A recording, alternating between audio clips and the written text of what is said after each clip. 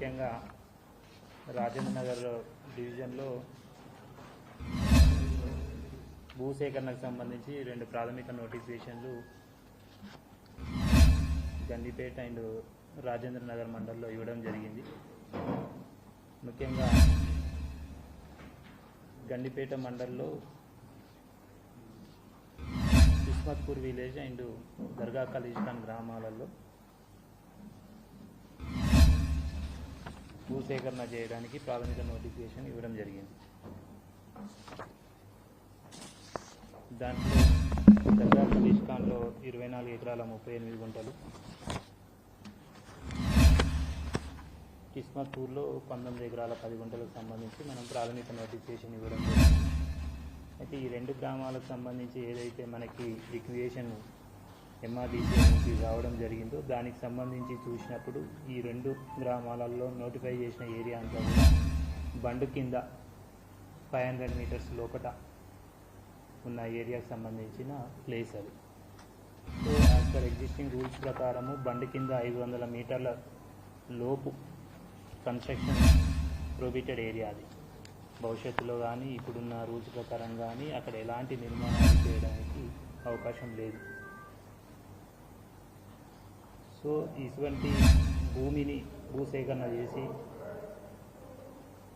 ఆ భూమిని కోల్పోతున్న రైతులకు కూడా మెరుగైన నష్టపరిహారం చెల్లించి తీసుకోవడానికి ప్రభుత్వము ఏదైతే మూసి సుందరీకరణలో భాగంగా ఈ యొక్క భూసేకరణ కార్యక్రమాన్ని చేపట్టడం జరిగింది.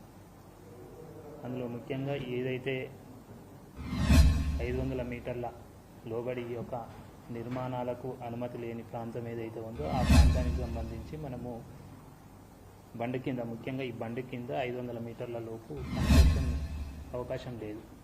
సో దానికి సంబంధించి ఆ భూమిని సేకరించడానికి మనము భూసేకరణ ప్రక్రియను చేపట్టడం జరిగింది. అంతేకాకుండా ఎగ్జిస్టింగ్ నిబంధన ప్రకారం ఏదైతే ఉందో మూసీ రివర్ కానీ ఈసా రివర్ కానీ 50 మీటర్ల బఫర్ జోన్ వరకు మాత్రమే మనము భూసేకరణ చేయడానికి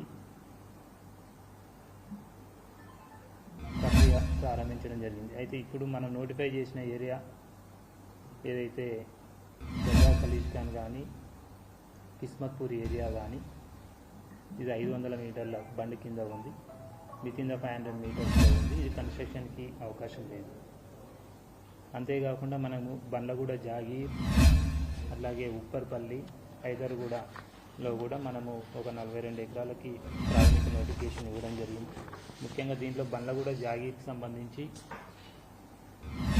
మధు రిజ్ పార్క్ సంబంధించి వాళ్ళకి 6.5 ఎకరాల వరకు అపార్ట్మెంట్స్ నిర్మాణంలో ఉండి దాదాపు 425 ఫ్లాట్స్ కూడా అందులో ఉన్నాయి. దానికి సంబంధించి వెరిఫై చేసినప్పుడు దాదాపు వారికి 6.5 ఎకరాలలో 2.5 ఎకరాల పైబడి కూడా 50 మీటర్స్ బఫర్ జోన్లో వస్తుంది. దాదాపు 30 నుంచి 40% ఫ్లాట్స్ బఫర్ జోన్లో ఉన్నాయి. గతంలో వారు కన్స్ట్రక్షన్ చేసినప్పుడు అనుమతుల మేరకే కన్స్ట్రక్షన్ చేసి దాంట్లో నిర్మాణం కంప్లీట్ చేసినామని చెప్పేసి చెప్పడం జరిగింది. ఆ రోజుల్లో అనుమతులు కూడా తీసుకున్నామని చెప్పడం జరిగింది. అయినప్పటికీ ప్రభుత్వము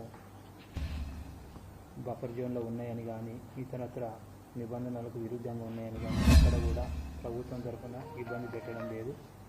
బఫర్ జోన్లో ఉన్నప్పటికీ కూడా పూర్తి స్థాయి నష్టపరిహారం చెల్లించే, భూసేకరణ నిబంధనల ప్రకారం నష్టపరిహారం చెల్లించే, ముఖ్యంగా ఇక్కడ మూసీ రివర్ ఈసా రివర్ కలిసే ప్రాంతం అది. సో అక్కడ ఈ అపార్ట్మెంట్ చూసినప్పుడు 50 మీటర్ బఫర్ జోన్లో ఒక 40% ప్లాట్ 2.5 ఎకరాల వరకు ఆ బఫర్ జోన్లో వస్తుంది. అయితే భవిష్యత్తులో నదీ సుందరీకరణ చేసినప్పుడు ఆ 50 metre buffer zone compulsory requirement ఉంటుంది.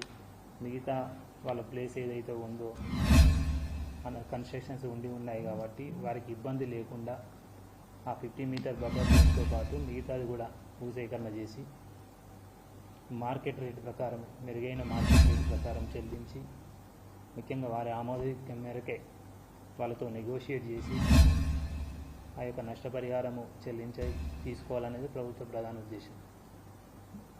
కొన్ని చోట్ల చూసాము ఇమీడియట్ కాల్ చేయించమని చెప్పేసి రకరకాల నోటీసులు ఇచ్చామని చెప్పేసి రావడం జరుగుతుంది. భూసేకరణ ప్రక్రియలో ఇప్పుడు కూడా ఇమీడియట్ కాల్ చేయించడం అని కానీ ఇండివిజువల్ నోటీసులు ఇవ్వడం కానీ జరగదు. ప్రక్రియ ప్రారంభం మాత్రమే అయ్యింది.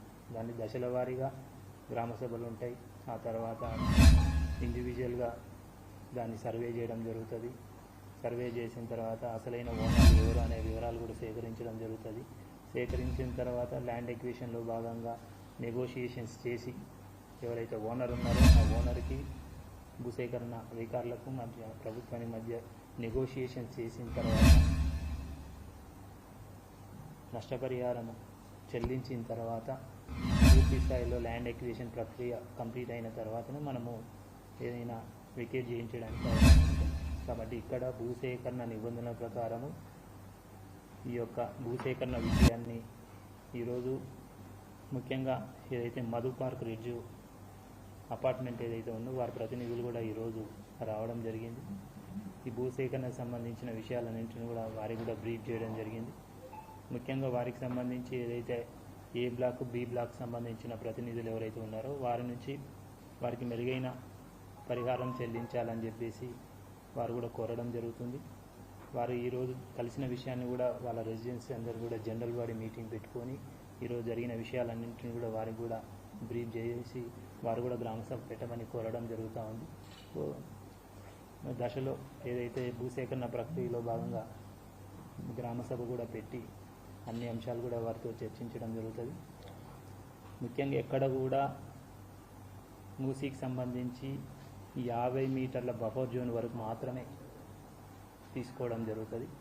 అది కూడా కన్స్ట్రక్షన్స్ ఒకవేళ ఉంటే కన్స్ట్రక్షన్స్ సంబంధించిన నష్టపరిహారం చెల్లించిన తర్వాత మాత్రమే మనము భూసేకరణ భూమి తీసుకోవడం జరుగుతుంది. కాబట్టి 1 కిలోమీటర్ దూరం కానీ లేకపోతే భూసేకరణ 50 మీటర్ల అవతల నివాస గృహాలు ఉన్నాయని చెప్పేసి తీసుకోవడం జరగదు. 50 మీటర్ల బఫర్ జోన్ వరకు మనము తీసుకోవడం జరుగుతుంది. దానిలో భాగంగా భూసేకరణ నిబంధనల ప్రకారం జరిపి భూమి తీసుకోవడం జరుగుతుంది. కాబట్టి మీ అందరి ద్వారా తెలియజేసేది ఏంటంటే ఎవ్వరికి కూడా భూసేకరణ ప్రక్రియలో ఇబ్బంది లేకుండా మెరుగైన నష్టపరిహారము చెల్లించి ఇదంతా కూడా ఎవరైతే భూమిని కోల్పోతున్నారో వారందరికీ కూడా పలుమార్లు మీటింగ్ జరిపి వారి ఆమోదయోగ్యం మేరకే భూసేకరణ ప్రక్రియ చేయడం జరుగుతుంది. భూసేకరణలో నష్టపరిహారం నిర్ధారించే క్రమంలో కూడా పారదర్శకంగా ప్రభుత్వ నిబంధనలు వారి ముందుంచి వారితో చర్చలు జరిపి ఆ చర్చల ప్రక్రియ అంతా కూడా ప్రభుత్వానికి నివేదించి ప్రభుత్వ పెద్దల దృష్టికి తీసుకెళ్ళి నష్టపరిహారం అనేది ఫైనలైజ్ చేసేసి ఆ యొక్క ప్రాసెస్లో భాగంగా ముందుకు పోతాం తప్పే ఇమీడియట్ తీసుకోవడం అనేది జరగదు.